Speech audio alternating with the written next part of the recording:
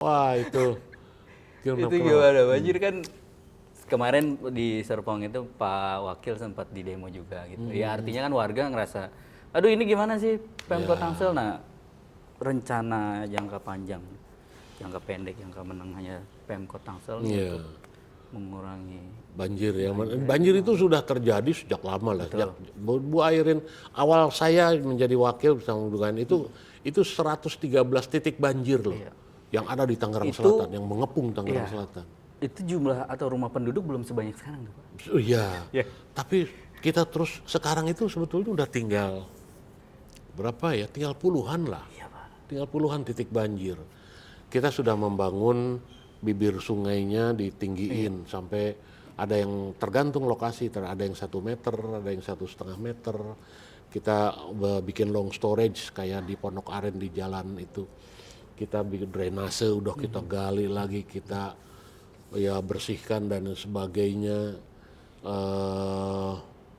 Apa namanya, polder kita bangun, danau, bukan danau ya, pond atau situ lah. Udah berapa yang kita bangun. Iya.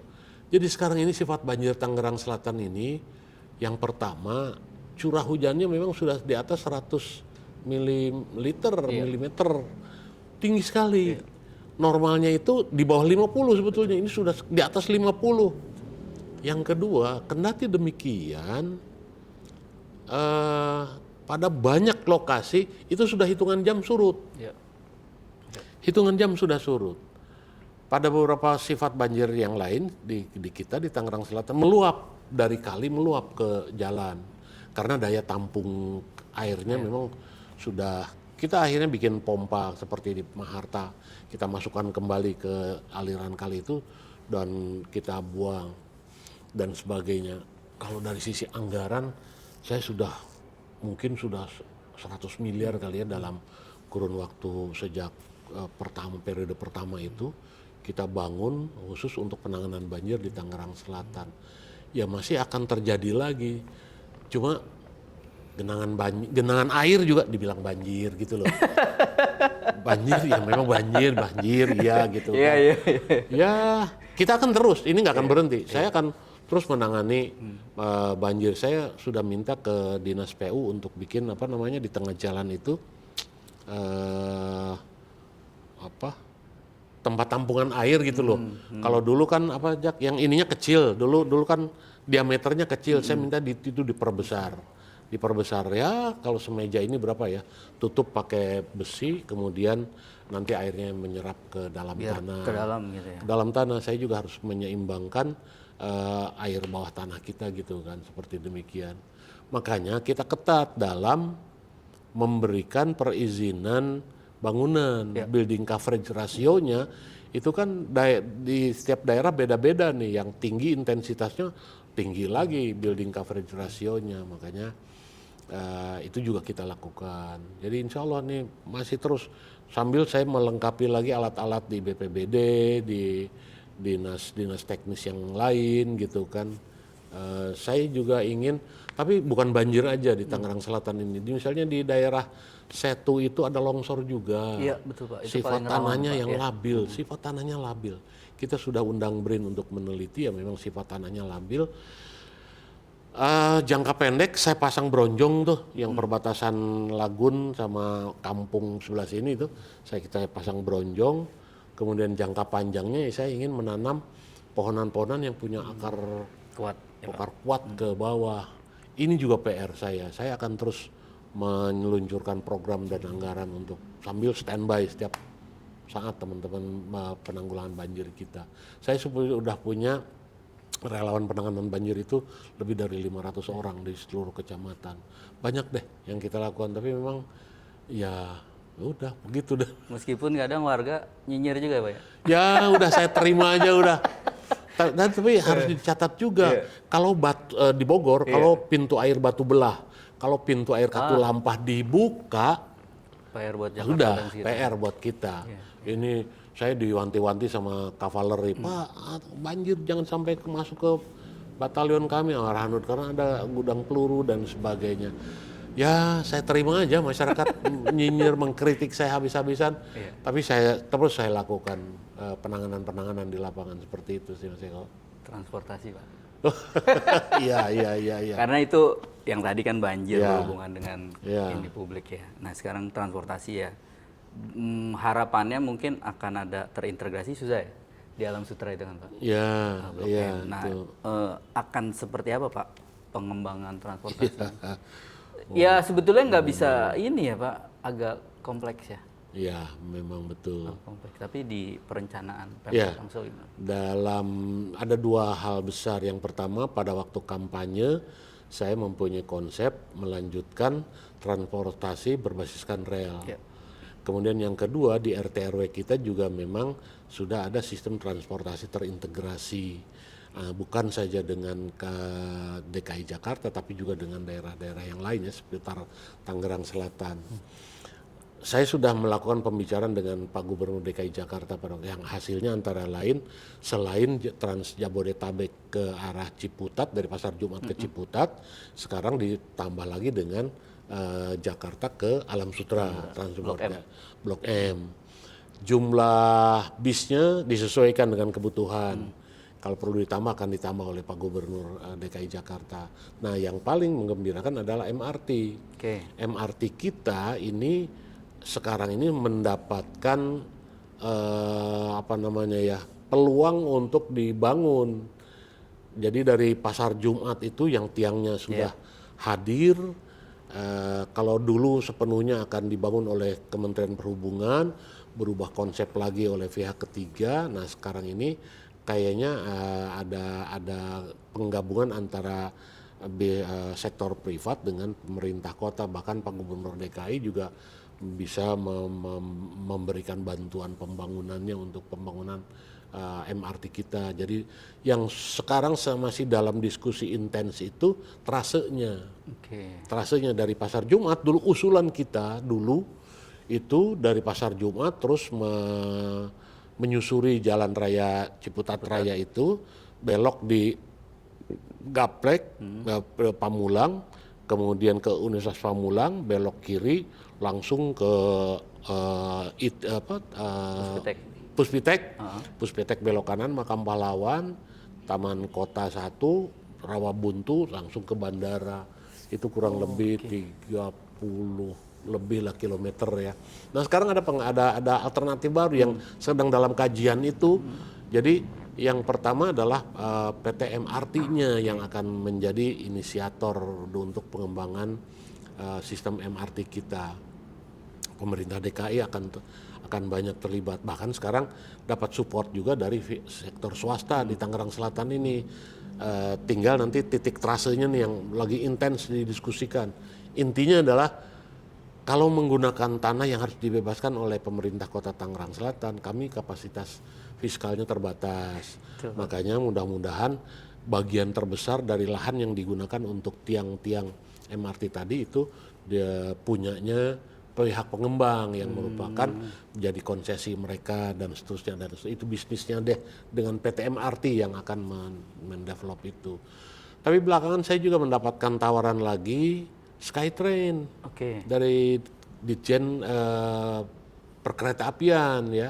Jadi menggantung satu kapsul bisa diisi 20 orang, tergantung nanti ini. Ini juga baru beberapa ya, baru awal-awal tahun inilah. Skytrain dari mana Pak berarti? Sama dari Lebak? Enggak, nanti trasenya dipilih di dalam kota, kebanyakan dalam kota. Alternatif lainnya. Jadi itu juga sedang dilakukan penjajakan. Visible enggak nih? Karena satu kapsul hanya 20 orang. Kan ini persoalannya dibangun oleh sektor swasta. Pengembang return on investment-nya kayak apa. Jadi intinya adalah saya sedang mendorong sistem transportasi berbasiskan rel di Tangerang Selatan ini, ya MRT yang saat ini yang paling di depan nih dalam pembahasan. Yang lain-lain ya Trans Jabodetabek itu juga sangat membantu kita. Tapi kan kalau masyarakatnya tetap pakai mobil ke Jakarta, macet juga di Jakarta nih. Jadi perlu lagi kesadaran ya Pak. Aduh ya Pak, bener. Pak tadi berarti MRT itu pembebasan lahan bukan di Pemkot Tangsel berarti ya? Harapannya. jangan pakai anggaran kita karena pasti anggarannya besar, Iya, Pak. gitu. Ya syukur itu tadi pilihannya pakai lahan swasta deh, dihitung ke investasi nanti seperti apa. Kalau itu kan nggak terlalu ini kali, saya nggak terlalu repot lah kira-kira begitu. Ya mudah-mudahan ya Pak. Nah tapi imbauan Bapak Pak ke warga ini soal transportasi. Iya, jadi sebetulnya pemerintah ya beruntungnya Tangsel menjadi daerah penyangga ibu kota Jakarta katanya kata orang. Dan sekarang dikembangkan menjadi sistem aglomerasi itu kan. Kalau dulu Jabodetabek, BKSP, sekarang aglomerasi. Nah, salah satu yang didorong ini memang sistem transportasi. Itu yang saya bahas juga dengan Pak Gubernur DKI bersama Gubernur Banten beberapa waktu yang lalu. Himbauan saya, yuk kita mulai pakai transportasi umum. Kalaupun sekarang belum nyampe ke Tangerang Selatan, kan bisa tuh di Rawabuntu pakai kereta di Jurang Mangu sudah bagus ininya, parkirannya dan sebagainya. Saya juga minta PT Kereta Api untuk di Jombang itu, di lahan mereka di Sudimara, itu dibangun park and ride-nya, bikin gedung parkir yang bagus gitu kan. Karena saya sedang mengusulkan flyover ke Kementerian PU dan mudah-mudahan ini direspon positif di Jombang itu ya. Ini juga mungkin nanti jadi Itu jam sibuk parah macet. parah banget. Lebar badan jalannya nggak seberapa gitu kan. Tapi Dari dulu kan segitu aja Pak. Iya. Ya kalau mau dibebasin tahu sendiri Makin tinggi. nilainya nggak di luar kejangkauan kita. Bener, Pak. Gitu. Pak terkait soal tadi lahan parkir dan lain-lain. Kemarin rame meskipun bukan lahan Pemkot Tangsel ya, Grip. Pemkot Tangsel memandang ormas-ormas ini seperti apa Pak? Ya kita juga kan ngalamin di lahan parkir yang RSU ya. RSU Pamulang itu kan. Saya sudah dialog dengan mereka, pakai badan hukum, silahkan pakai badan hukum, ajukan kepada kami, tempuh perizinan resmi, gitu kan, karena ini lahan kami loh, saya bilang saya harus mendapatkan pendapatan asli daerah. Saya sudah ajak mereka untuk seperti tapi tidak digubris ya, akhirnya memang harus berhadapan penegakan hukum yang paling berlaku. Saya juga prihatin kalau lahan BMKG itu kan punya negara gitu ya. Jadi sekarang ini bukan ormasnya yang dilarang atau apa. Tapi kalau mereka mau berusaha pakai badan hukum, tempuh secara legal, kasih contoh masyarakat dan sebagainya. Dan kalau umpamanya mereka mau pakai cara-cara lama ya akhirnya berurusan dengan hukum seperti itu. Saya sangat menyesalkan kalau sampai terjadi seperti itu gitu ya di Tangerang. Bukan siapa aja yang mau berusaha boleh, tapi tempuh prosedur hukumnya yang resmi seperti itu aja. Siap. Gitu Mas Eko. Pak terakhir ya Pak.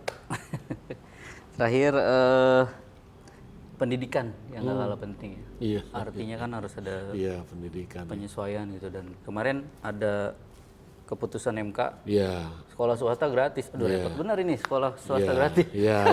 Di Tangsel gimana? Iya itu dia. Ya artinya secara gimana nanti anak kan kalau di kota-kota lain ada yang sekolah swasta di subsidi ya Pak. Iya. Jadi okupansi siswa yang bersekolah tuh makin besar. Nggak harus ke negeri tapi di swasta pun bisa loh gratis gitu. Nah di Pemkot Tangsel seperti apa?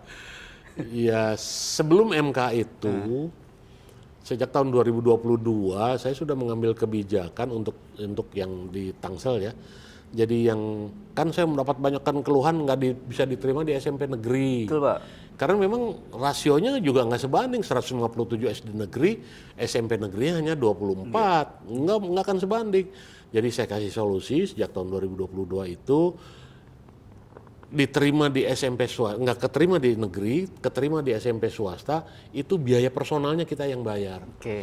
Sudah 5.000 anak sejak tahun 2022, setiap tahun 5.000 anak, itu biaya personalnya kita yang alokasikan. Caranya adalah Dinas Pendidikan kerjasama dengan sekolah-sekolah swasta itu sendiri. Alhamdulillah sampai dengan hari ini sudah 92 SMP swasta yang kerjasama. Jadi begitu diterima ini ada 30 anak, SPP-nya kita bayarin. Bosdanya juga kan kita kasih mereka. Jadi, nah dengan keputusan MK ini saya harus berhitung berapa biaya. Saya masih nunggu ya.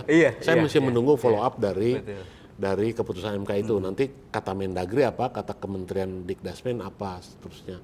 Apakah harus biaya apa nih yang digratiskan? Karena ada 3 komponen kan, biaya investasi, biaya operasional, biaya personal. Kita dua biaya ini sudah kita cover oleh APBD. Cuman saya nggak bisa ngebayangin aja berapa APBD yang harus kita gelontorkan untuk ini. Alokasi belanja pendidikan itu kita sudah 26% dari basis 20% ya.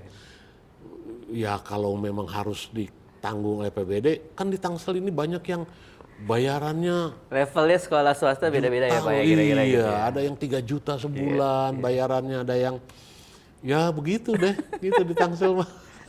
Berarti saya menunggu arahan tertulisnya dulu dari, kalau memang itu harus di cover oleh APBD, nanti kita hitung seberapa besar APBD kita bisa mengusung.